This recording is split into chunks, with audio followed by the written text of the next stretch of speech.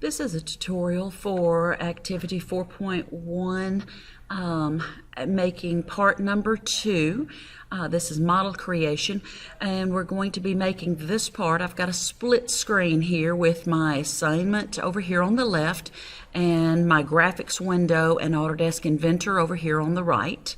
We're going to start, we want to be as efficient as possible, so we could make this part by making a solid block and then cutting this slot, then cutting this hole through, but this rectangular hole.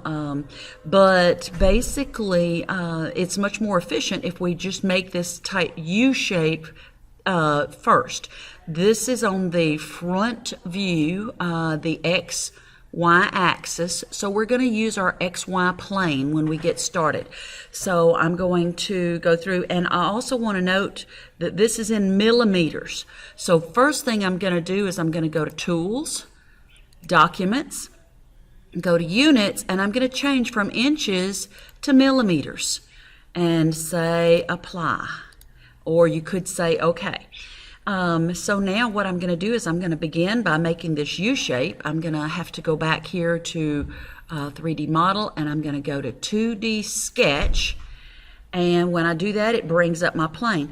Now you could click Front here, or you can click the XY plane. I usually just click the plane, but if it helps you to visualize it, you can click Front, and okay, there it is, the XY plane. Either way will work to get you started.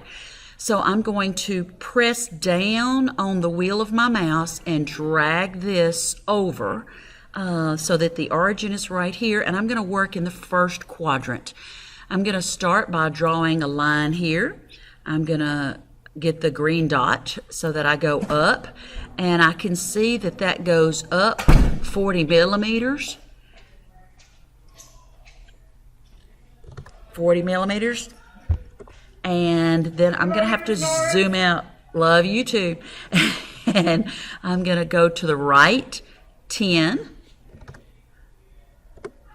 and that dimension is right here, and then I've got to go down. Here it is. I've got to go down 15, so I'm going to go straight down 15, and I'm hitting the Enter key. After I do it, I'm just moving my mouse and not clicking anything, getting it horizontal. Well, I don't know how far to go horizontal. I can see that this is 10 and this is 25. That's 35 together, so this is 60.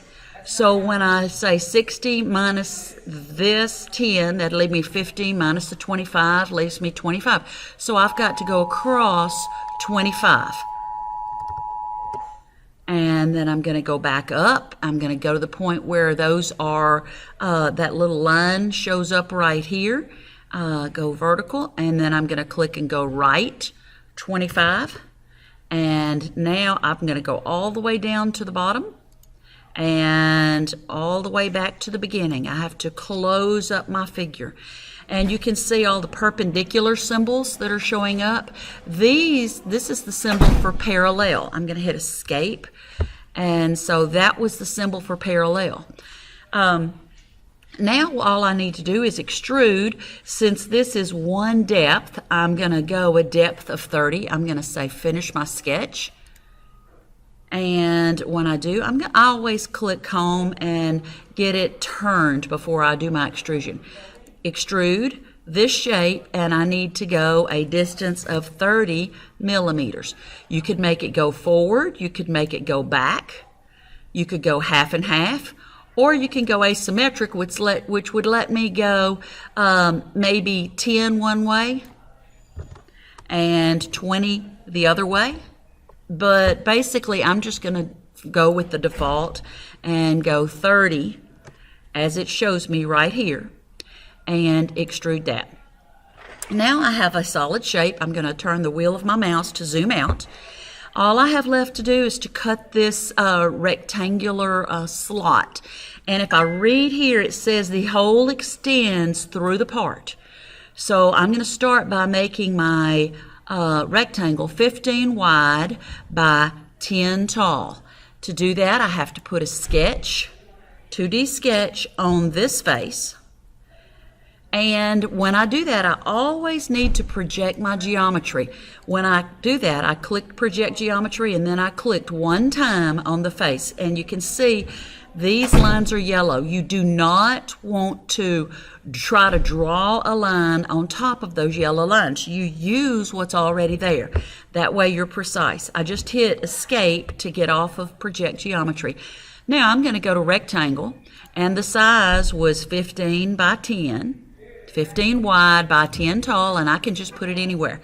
Wherever it's blue, you can just start typing. And you don't have to put the .00. 15 by 10. And now I tabbed to go to the 10. Now I hit enter. Now, if I hit escape to get off of rectangle, I can actually grab the corner of this and I can move it all around. Notice that it's black. It's not blue. Remember, we like Hornet blue. It's not blue because I can move it. If I can move it, I need to put some more dimensions or some constraints. I can see that the left edge of this rectangle, looking at this extension line here, is 3.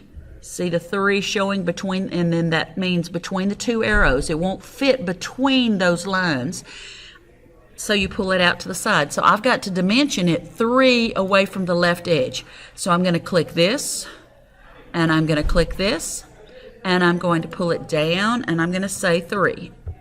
Now, it did, since it's in millimeters and not showing the decimals, it did fit between. If it had not fit between, I'm going to hit escape to get off of dimension to deselect that.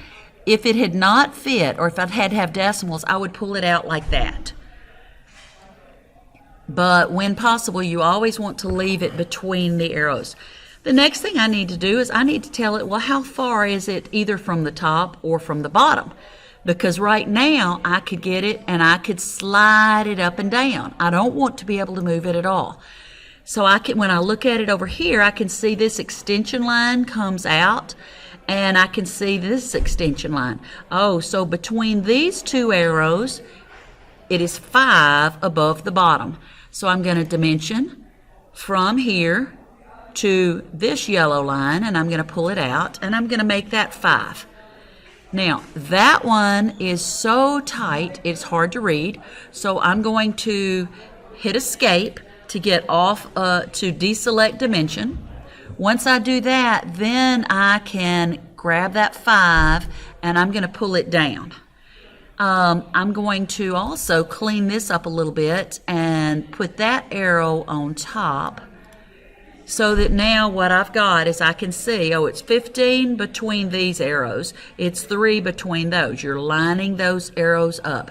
I'm going to pull this 10 off of the part and do it like that. It makes it much neater, and that's a good way to line it up. So I'm going to say finish that sketch. Remember, it told us in our instructions the hole extends through the part. So I'm going to go to extrude.